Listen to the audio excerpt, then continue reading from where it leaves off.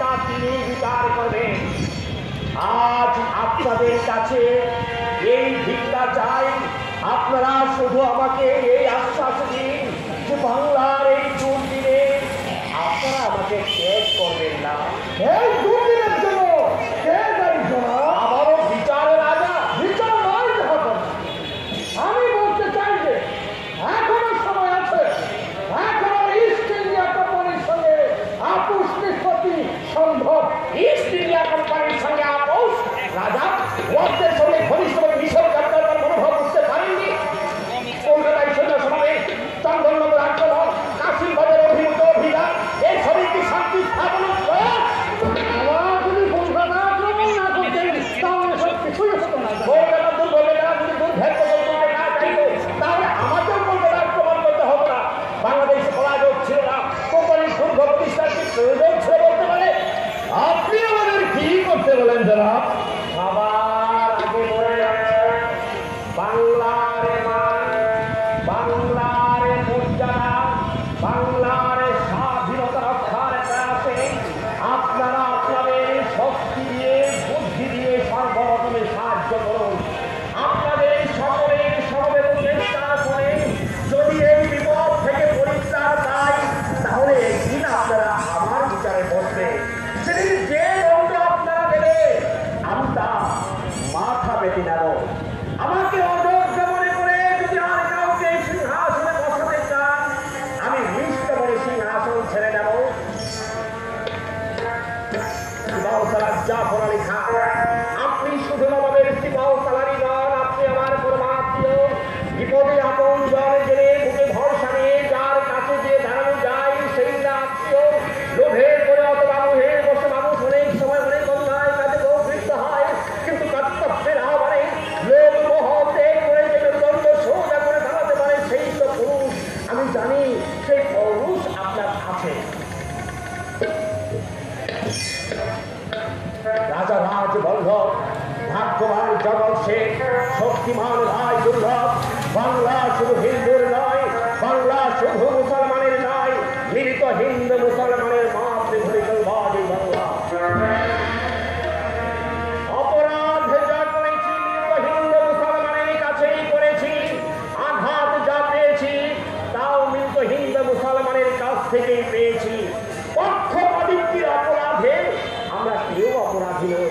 সুতরাং আমি মুসলমান হয়ে আপনারা আমার প্রতি বিরোধ হবেন না। ওই যে দেখুন বাংলার ভাগ্যাকাশী আজ দুর্যোগের ঝড়, তার শ্যামল প্রান্তরে আজ রক্তের আলপনা। জাতির সৌভাগ্য সূর্য আজ অস্তাচল যাবে, শুধু সূর্য সন্তান শিওরে মুগ্ধকরা জন্মে হিংসা বসানের অপেক্ষায় শহর গণনায় রত। কে তাকে আশা দেবে, কে তাকে ভরসা দেবে, কে শুনাবে যা করবে সে অভয় বাণী। ওঠো মা উঠো বচন রাখি জল, চাঁদপুরি সন্তান হিন্দু মুসলমান জীবন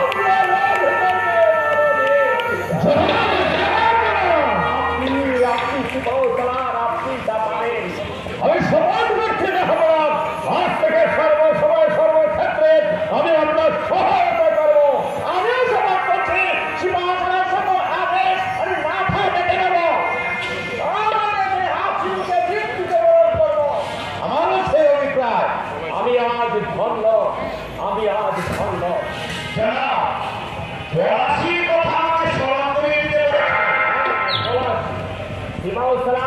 পলাশী প্রান্তরে আমাদের সৈন্য সমাবেশ করতে হবে। লাইভের নেতৃত্বে কোম্পানি ফোন সেই পথে এগিয়ে আসছে। আপনার আদেশ পালন করার জন্য মোহনলাল, নির্মাণ সবাই বাহিনী সেখানে উপস্থিত থাকবে। আমিও আপনার আদেশ বহ হয়ে থাকবো। আর আপনাদেরকে আমি দরবারে আবদ্ধ রাখতে চাই না। আপনারা পলাশ যাত্রার আয়োজন করুন গিয়ে।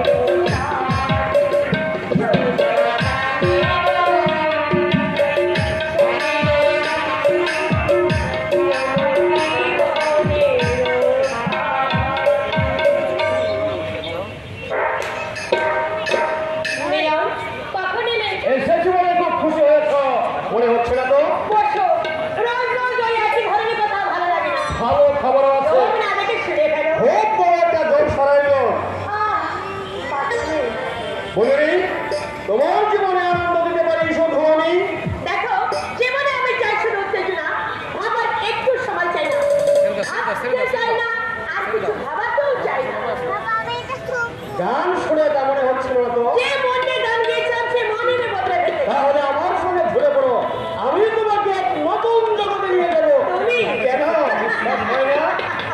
না, তোমার চোখের কোণে নিষ্ঠুরতা আছে, তোমার ঠোঁটে ছলনার চাপা আছে। তুমি নাও মিলন, তুমি নাও। নাই না হলো তোমার আদর্শ জানি, ছেড়ে দাও সেসব কথা। এখন জলসার কথাই শোনো, মুর্শিদাবাদের বৈগম্ভীরতা কেউ থাকবে না, তাই বিরামহীন জলসা লাগলো। নবাবদার আমি নবরহাটে মক্কায় চলেছেন নাকি? দুর্মতি সিরাজের কি শেষ মতি হবে? হবে। যুদ্ধে যুদ্ধের সময় আমার কার সঙ্গে যুদ্ধ? সারের সঙ্গে। আর জানো তো সারের শত্রু বাঘে মারে, বাঘও উত্তরে রয়েছে। সেই বাঘের আবার বাচ্চাও আছে। বাঘ সিংহাসনে বসলে বাচ্চায় যা হয় শাহজাদা, তখন কিন্তু তুমি তাকে উপেক্ষা করতে পারবে না। সেই হোক যে না চায়, বাঘের বাচ্চাকে সে ফুল থেকে দুঃখায় উপেক্ষাও করে না। কথা শুনে তারিফ করতে ইচ্ছে হয়, কিন্তু একটু ত্রুটি রয়ে গেল। পণ্ডিত রয়েছে, শুধরে নিও। সিরাজ সিংহ নয়, শিয়াল শিয়াল। আর বাঘটাও আসলে একটা ফেল। আর বাচ্চাটা ও জাতির না একেবারে ছুঁচো। তুমি আমার চোখে বাচ্চা। আয় হবে সেই কথা ছিল জানিতে, তার মধ্যে আবার বাস্তবতা কেন? হেয়ারি নয়, শক্তি যুদ্ধ।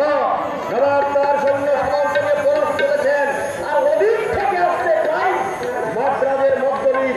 তুমি জানো সব কথা, ওরা পরাজিতে যুদ্ধ করবে, আর মুর্শিদাবাদে আমরা চালাবো হরদম নাচ আর গান। রাজি?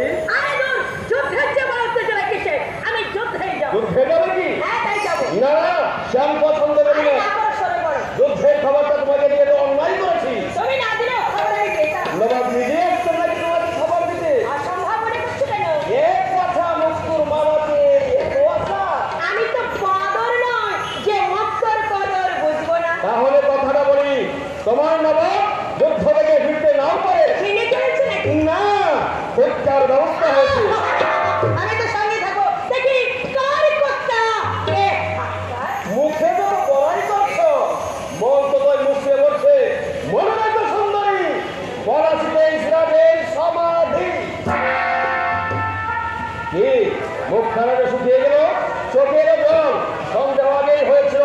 আজ বলার প্রমাণ, নবাবের বলার মালা মুখেও জ্বালা লাগিয়েছে। যে মালা জ্বালা দেয় সে মালা আমরা ছিঁড়ে ফেলি। সঙ্গে সঙ্গে প্রাণটাও কি বলো? দরকারে মন্ত্রণায় গ্রহণ করলাম। যুদ্ধ যদি না যায়, দরকার জাতি করবো। এবার তুমি বিদায় হও। তোমার অপ্রীতি খলিনি কারণ, তার আপাতত চললাম, কাল আবার দেখা হবে। এত সহজে যে তুমি যাবে, এটা কিন্তু আমি ভাবিনি। সহজে যাওয়া যায়, ফিরে আসার সহজ পথটাও তারা খোলাসা রেখে যায়।